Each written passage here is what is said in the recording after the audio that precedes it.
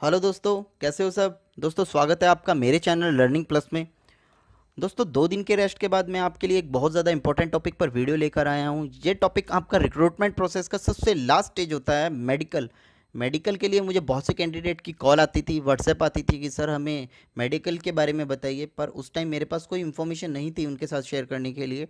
पर मैंने अब 2015 में जो मेरे फ्रेंड्स ऑलरेडी रिक्रूट हो चुके हैं डीएमआरसी में, उनसे इन्फॉर्मेशन लेकर उनके मेडिकल के बारे में उनसे पूछ कर ये एक ओवरव्यू आपके लिए तैयार किया है। मेरे फ्रेंड जो ऑलरेडी सीआरए पोस्ट पर या फिर स्टेशन कंट्रोलर या फिर ट्रेन ऑपरेटर या फिर जूनियर इंजीनियर पोस्ट पर ऑलरेडी वर्किंग में हैं डीएमआरसी में, तो मैंने उनसे उनके मेडिकल के बारे में सारे इन्फॉर्मेशन लिए, उनके जो जो टेस्ट हुए थे, जो जो उन्होंने प्रोसेस फॉलो किया था मेडिकल के लिए, उनके से सारी इन्फॉर्मेशन लेकर एक ओवरव्यू आपके लिए तैयार किया है। दोस्तों डीएमआरसी के जो मेडिकल्स हैं, वो जो डीएमआरसी के जो पार्टनर हॉस्पिटल हैं, जहाँ पर डीएमआरसी एम्प्लॉय का जो मेडिकल फैसिलिटी उनको मिलती है, उन्हीं हॉस्पिटल में आपके जो मेडिकल्स हैं वो होंगे। अभी ये डिसाइड नहीं है कि भी किस हॉस्पिटल में होगा। डीएमआरसी के पार्टनर हॉस्पिटल बहुत सारे हैं, जैसे आपका मैक्स हॉस्पिटल होता है या फिर आप रोटरी हॉस्पिटल होता है, तो ऐसे ही किसी हॉस्पिटल में आपका मेडिकल होगा। तो दोस्तों जो डीएमआरसी फॉलो करती है वो रेलवे का ए वन मेडिकल स्टैंडर्ड फॉलो करती है। अगर जो मैं ए वन मेडिकल स्टैंडर्ड के बारे में पढ़ता हूँ तो उसमें जो मेल कैंडिडेट्स की हाइट है वो 152 सेंटीमीटर होती है, और जो उनकी चेस्ट है वो 80 सेंटीमीटर से अबव होनी चाहिए। जो एक्सपेंशन है इनकी चेस्ट का वो 5 सेंटीमीटर होना चाहिए। वेट इनका 50 किलोग्राम से अबव होना चाहिए। फीमेल कैंडिडेट्स के लिए जो उनकी हाइट है वो 150 सेंटीमीटर होनी चाहिए, और जो इनका वेट है वो 45 किलोग्राम से अबव होना चाहिए।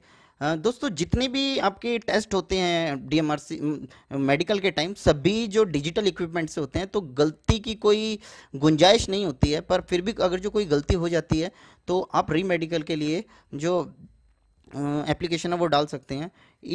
जो सबसे पहले आपका टेस्ट होता है वो ईएनटी टेस्ट होता है। ईएनटी टेस्ट में आपका ईयर नोज और थ्रोट्स का टेस्ट होते हैं। इसमें जो आपका पहला टेस्ट होता है वो ईयर का होता है। ईयर टेस्ट में सबसे पहला आपका टेस्ट होगा हियरिंग टेस्ट होगा।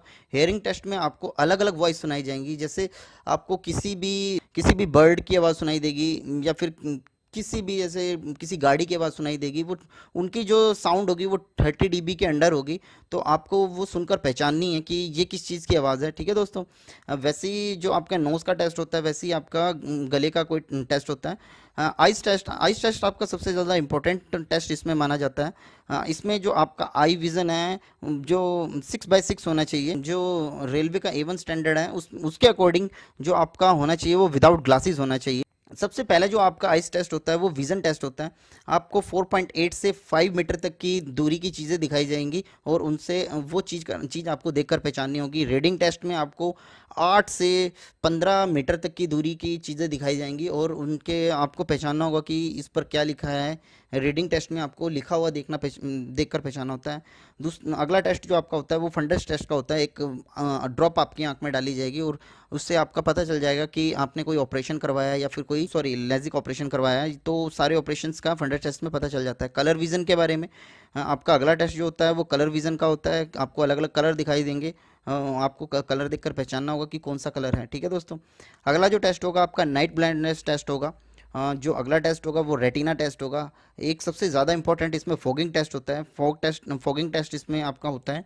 और एक अगला टेस्ट होता है आपका नेक्ड आइज टेस्ट। इस टेस्ट के बारे में मुझे ज़्यादा इन्फॉर्मेशन नहीं है, पर नेक्ड आइज टेस्ट का तो आपसे विदाउट ग्लासेस के कुछ चीज़ दिखाया जाएगा और आपको वो चीज़ पहचाननी होगी। ठीक है दोस्तों। अगला जो आपका टेस्ट होता है वो फील्ड विजन टेस्ट होता है। जो अगला टेस्ट होता है डिस्टेंस विजन टेस्ट होता है, जिसमें आपको दूर की चीज़ों को पहचानना होता है। और जो सबसे लास्ट आपका इसमें टेस्ट होता है वो नियर विजन टेस्ट होता है, जिसमें आपको नज़दीक की चीज़ों को पहचानना होता है। ठीक है दोस्तों। तो ये सभी जो टेस्ट मैंने आपको बताए हैं ये सिर्फ आपकी आइज़ के हैं।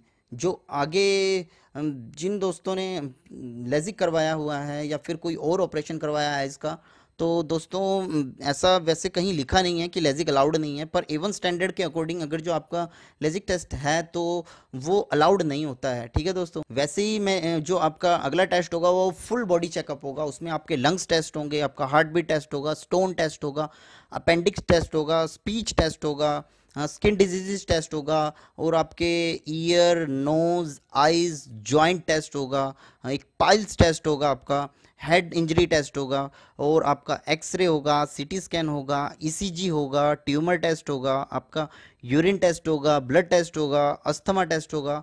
तो ये सब टेस्ट थे जो आपके मेडिकल के अंदर होने हैं। ठीक है दोस्तों। तो दोस्तों मैं आपको मेडिकल के लिए आपको ये बताना चाहूँगा कि अगर जो आप इंटरव्यू के बाद फाइनल मेडिकल के लिए जो सिलेक्ट हो जाते हैं, तो आपको एक किसी भी हॉस्पिटल के अंदर चेक करवा लेना चाहिए कि जो भी मैंने आपको ये टेस्ट बताए हैं इनमें से आपको किसी चीज़ में कोई प्रॉब्लम ना हो। ठीक है दोस्तों।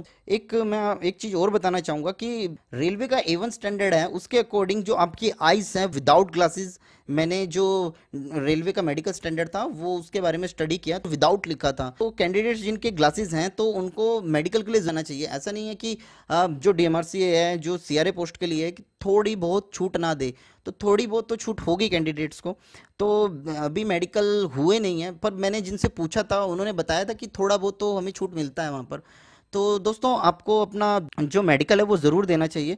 आइज़ के टेस्ट बहुत ज़्यादा इंपॉर्टेंट टेस्ट हैं। तो मैं आपको यही सजेशन देना चाहूँगा कि जो आपको आइज़ कम से कम, जो इंटरव्यू के बाद आप सेलेक्ट हो जाते हैं, तो आइज़ का टेस्ट ज़रूर करवा लेना चाहिए। ठीक है दोस्तों। अ, ये सब जो टेस्ट है ये आपके DMRC के जो मेडिकल टेस्ट हैं उसमें होने वाले हैं। तो दोस्तों आप ये वीडियो देखकर, इसमें सारे टेस्ट हैं जो आप एक बार किसी प्राइवेट हॉस्पिटल में या फिर किसी अदर हॉस्पिटल में चेक करवा लें, तो उसके बाद आप मेडिकल के लिए जा सकते हैं। ठीक है दोस्तों। अभी किसी को कोई प्रॉब्लम आती है तो मुझे कभी भी कांटेक्ट कर सकता है मेरे व्हाट्सएप नंबर पर। ठीक है दोस्तों। ऑल द वेरी बेस्ट जिनका कल साइको या फिर डॉक्यूमेंट वेरिफिकेशन है।